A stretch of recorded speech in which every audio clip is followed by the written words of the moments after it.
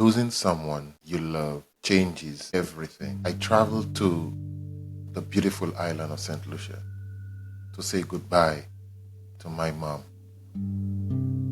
It was the hardest trip of my life. But in the midst of that sadness, something completely unexpected happened. I met Sasha. This is the story of how our connection began in a place filled with both sorrow and strange kind of hope. It felt like a moment out of a movie. Come with me to St. Lucia and hear the start of our journey. Hello everyone and welcome to Miles to Marriage and Beyond. I am Leo. Help me grow this channel by you liking and subscribing. Thank you.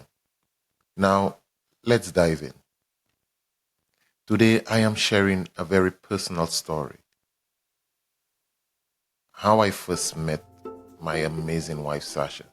It all started in St. Lucia.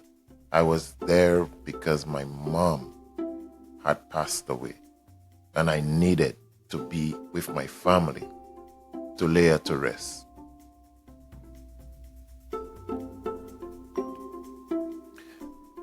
I was staying at my niece's house just for a few short days. One morning, while waiting for breakfast, I saw a young girl in the kitchen. I went to find my sister to ask about her, and then I heard a voice, a kind voice, say, "That is my daughter."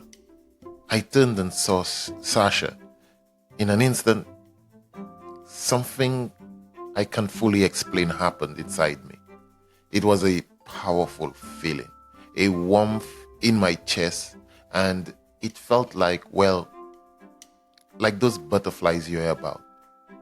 We just looked into each other's eyes, and it felt like we recognized something in each other, a connection right away. Even though it was a sad and busy time with the funeral, Sasha and I kept noticing each other.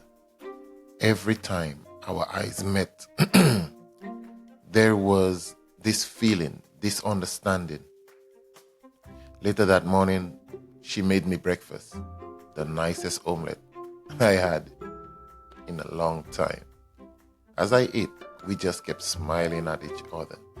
It was a small bit of light in a difficult moment. I knew I wanted to talk to her. I asked my niece, "Where is Sasha?" And she said, "The laundry room." I went there, and when I saw Sasha, she gave me this beautiful smile.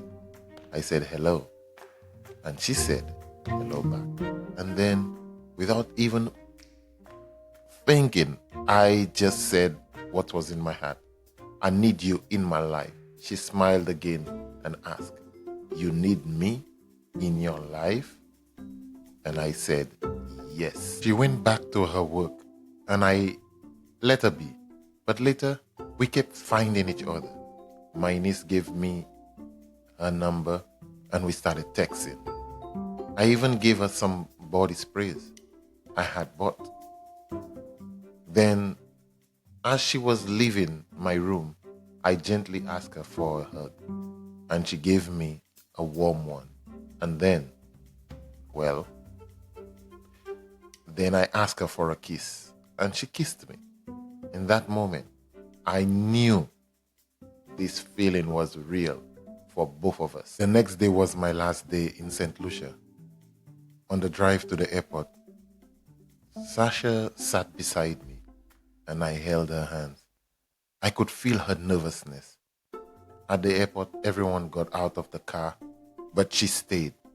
I leaned back in and asked for one last kiss. She kissed me goodbye. I checked in for my flight and left, saying goodbye to her and my family.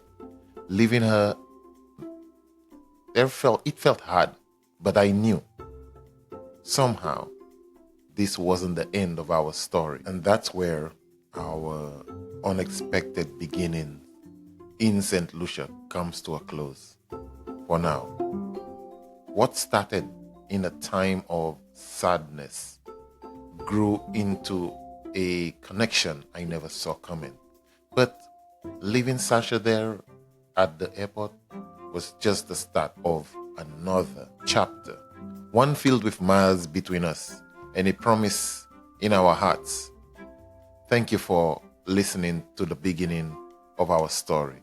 In the next episode, we will share how we navigated the challenges of a long-distance relationship and took the next steps towards building our life together.